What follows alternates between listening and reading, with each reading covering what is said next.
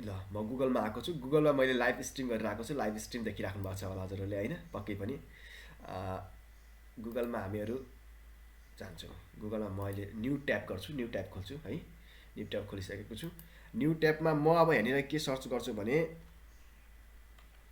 OBS studio download है। Download आइसकेको लेखा छ। म इन्टर गर्छु, क्लिक गर्छु है त है। अब हेर्नुहोस् है, यहाँ आयो। ल हेर्नु है, पहिला फर्स्ट लिङ्क भन्ने भन्दा पनि ओबिएस प्रोजेक्ट डट कम भन्ने जो आउँछ, जो आएको छ नि, यो ओबिएस प्रोजेक्ट डट कम डाउनलोड ओबिएस स्टुडियो भन्ने यो जो छ नि, यो वेबसाइट हो। ओबिएस प्रोजेक्ट डट कमबाट नै गर्नु होला है, यसबाट नै डाउनलोड गर्नु होला है। अहिले म त्यो त्यसको यो चाहिँ यो वेबसाइट म पक्कै पनि गर्नेछु है। यसलाई म यहाँ क्लिक गरेँ र रोक्नुहोस्, ठिक छ। म अहिले यो लिङ्कलाई कपी लिङ्क गर्छु है। अहिले म अहिले पछि त्यसमा कपी गरिदिन्छु, राखिदिन्छु। उसमा पनि डिटेलमा हाम्रो डिस्क्रिप्सनमा राखिदिन्छु म यसको होइन, लिङ्क पनि है। अब यसमा के गर्ने, डाउनलोडमा क्लिक गर्नु। डाउनलोड ओबिएस स्टुडियोमा क्लिक गर्नुहोस् है। क्लिक गरिसकेपछि अब यहाँ डाउनलोडमा क्लिक गर्नुहोस् एकचोटि होइन। डाउनलोड क्लिक गरिसकेपछि अलिकति थोरै आउनुहोस् र यहाँ डाउनलोड इन्स्टलर भन्ने लेखेको छ है। डाउनलोड इन्स्टलर लेखेको छ। यो डाउनलोड इन्स्टलरमा क्लिक गर्नुहोस् हो।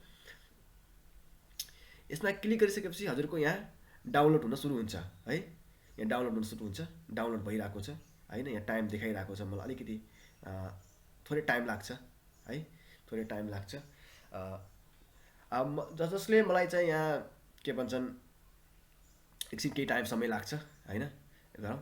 र मलाई युट्युबबाट लाइभ स्ट्रिम हेरिराख्नु भएको छ भने उहाँहरूलाई पनि म भन्छु भिडियोलाई लाइक गरिदिनु होला, सक्दो सेयर गर्नु होला, किनभने यो भिडियो एकदमै उपयोगी छ है। यो भिडियोमा जो मैले कन्टेन्टको कुरा गर्दैछु नि, यो एकदमै बहुउपयोगी छ, सबैलाई उपयोगी छ।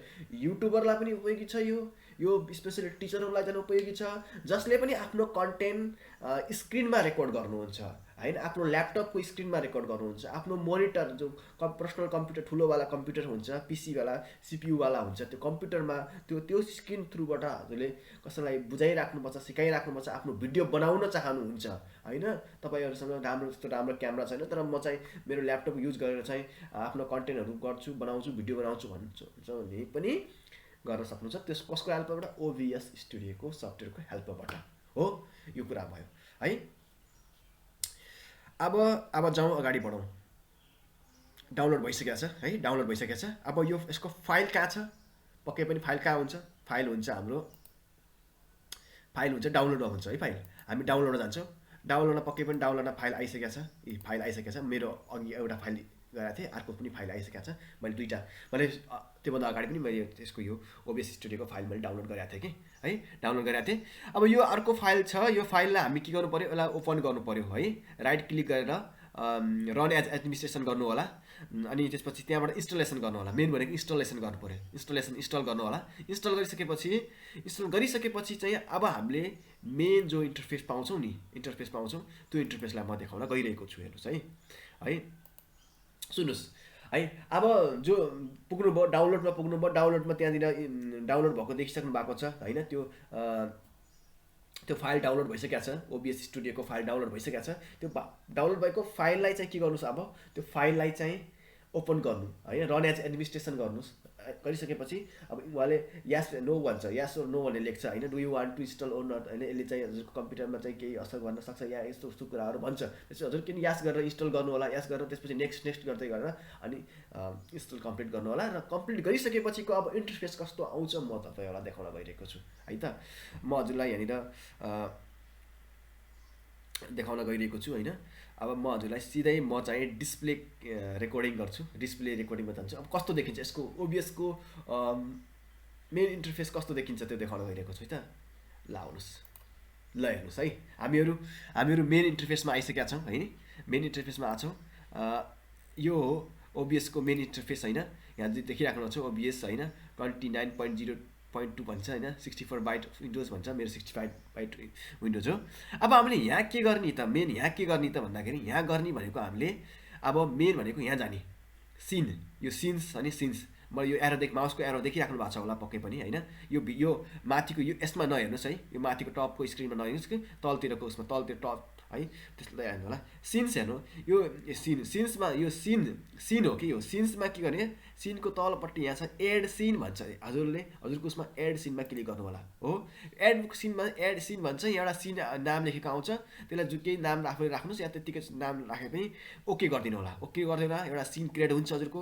सिन क्रिएट भइसकेपछि हजुरको सोर्सेसमा आउनु होला हो। सोर्सेसमा आइसकेपछि सोर्सेस हामी यो प्लसको साइनमा क्लिक गर्नु होला होइन। जसरी मैले सिनमा चाहिँ प्लसको साइनमा क्लिक गरेँ, एड सिन गरेँ, त्यस्तै गरेर हजुरले पनि यहाँ किन सोर्सहरू सेट गर्ने।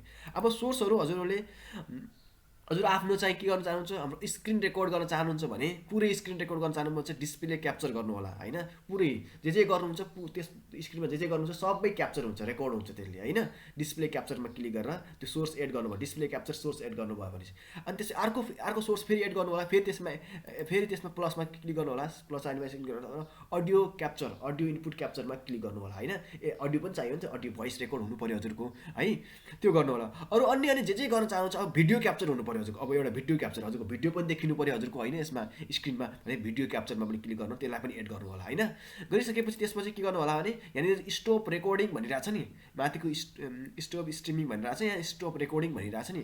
यो स्टप रेकर्डिङमा चाहिँ स्टार्ट रेकर्डिङ भनेर आएको हुन्छ हजुरकोमा, त्यसमा क्लिक गर्नु होला है। क्लिक गरिसकेपछि हजुरको स्क्रिन रेकर्ड हुन थाल्छ। कसरी, हजुरको त्यसमा स्क्रिन पनि रेकर्ड भइरहेको हुन्छ, हजुरको भिडियो पनि देखिरहेको हुन्छ, त्यसमा अडियो पनि क्याप्चर, हजुरले बोलिरहेको आवाज पनि के भइरहेको हुन्छ, रेकर्ड भइरहेको हुन्छ है, त्यस्तो भइरहेको हुन्छ हो। ल आजलाई यति नै है, मलाई लाग्छ सबैजनाले बुझ्नुभयो होला होइन, र धेरै कुरा सिक्न मौका पाउनु भयो होला भन्ने मैले बुझेको छु होइन। र मेरो धेरै लामो पछि मैले फेरि आएको छु, अहिले नयाँ भिडियो लिएर आएको छु। पक्कै पनि हजुर सबैलाई मन पर्यो होला, उपयोगी भिडियो ल्याएको छु जस्तो लाग्छ। सबैलाई चाहिँ यो भिडियो उपयोगी होला, किनभने यो ओबिएस स्टुडियोको बारेमा मैले जो जानकारी दिएँ हजुरलाई राम्रो पनि लाग्यो होला। यदि कुनै त्यस्तो केही डाउटहरू छ या केही हजुर जानकारी चाहनुहुन्छ, ओबिएस स्टुडियोको सफ्टवेयरको बारेमा जानकारी चाहनुहुन्छ, या अब अलिकति अझै अलि राम्रोसी चाहिँ बुझिएन भन्ने त्यस्तो लाग्छ भने हजुरलाई होइन, मलाई कमेन्ट गर्नु होला। कमेन्ट गरेर म पक्कै पनि आफू त्यो सोल्युसन दिन सकिन्छु भने दिउँला होइन, त्यो गरौँला। र आजको लागि यति नै होइन, भिडियो हेरिदिनु भएकोमा धेरै धेरै धन्यवाद होइन। र मलाई लाग्छ भिडियोलाई पक्कै पनि सेयर गर्नुहुनेछ होइन, र च्यानललाई सब्सक्राइब गर्न नबिर्सिनु होला।